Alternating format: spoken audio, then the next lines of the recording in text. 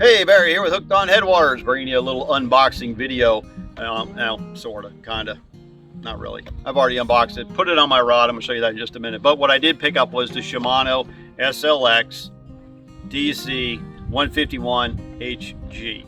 I know that's a whole lot of stuff that if you've never seen anything about this reel, you're probably going, okay, explain. If you've already been researching this reel because it's a very cool reel, then you already know what I'm talking about. But the 151 part is really the key part of this video, and the 151 refers to being a left-hand retrieve reel. Now, I went with this specifically because I'm coming from a saltwater fishing, growing up fishing out in the intercoastal waterway using spinning reels, and then when I made a transition, or then really you never transition away from saltwater, but jumping over to freshwater, got into the baitcasters kind of early on and just didn't like them.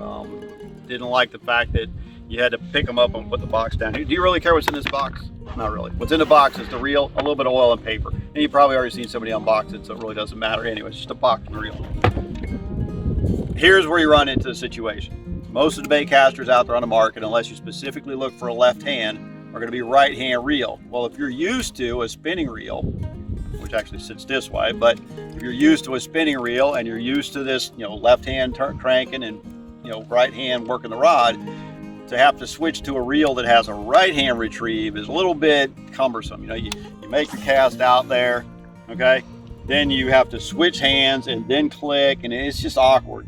And that is not what I was about. I just did not like that part of it, for one. Number two, backlashing, getting an old bird's nest up in here and spending half the day doing arts and crafts, no fun either. So I stepped away from the whole baitcaster thing for a while, and then as reels developed and they started to get better and a little bit easier to use, and just because of my experience with them in the past, I'm like, I don't know. A buddy of mine who's a fishing guide out here, Kenny Hass, Catching Bass Services, you have to check him out. I'll put a link to him down in the description. He put me onto this reel because he uses it for his clients. They come out and say, I can't use a bait caster. He's like, oh yeah, you can. Okay, so based on your settings, and I'm not going to make this a real long in-depth deal because I'm sure you've probably already seen this before, but based on your settings, it makes it so you just can't backlash the thing. No matter what you do, you throw into the wind, no matter what you do, it's really hard. You can't do it in 4. 3, no. 2, maybe if you're not really paying attention. 1, yeah, you could, but this is an absolute pleasure of a reel to use just because it's so simple. It doesn't backlash.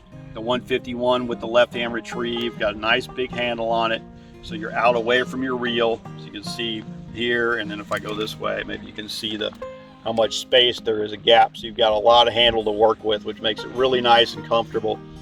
Some people say it's a little bit heavy of a reel. It's not to me at all. I got this on a 7-foot St. Croix medium action rod, and for me, it just works out really nice.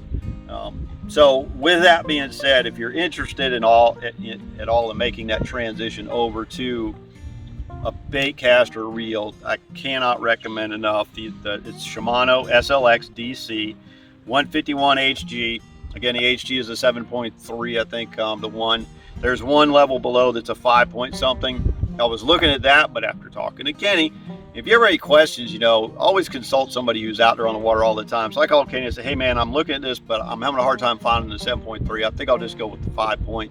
He's like, no, don't do it. Hold out for the 7.3 because it's a whole lot easier to slow down your retrieve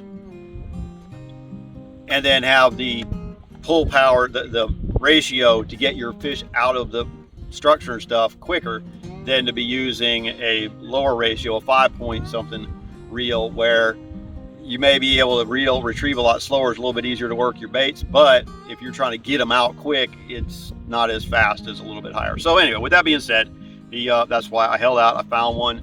So I'll put a link to this reel, this 151 in the description down below. Check it out. If you have one of these reels, let me know what you think down in the comments below. Definitely let me know.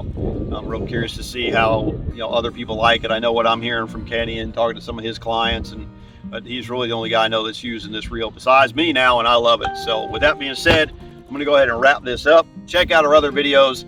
Got little gnats flying around today, so it's kind of one of those days with the wind not blowing real hard. But anyway, hey, check out our other videos where we're covering Headwaters Lake and all the surrounding lakes we're going to be moving into as far as showing you the water view.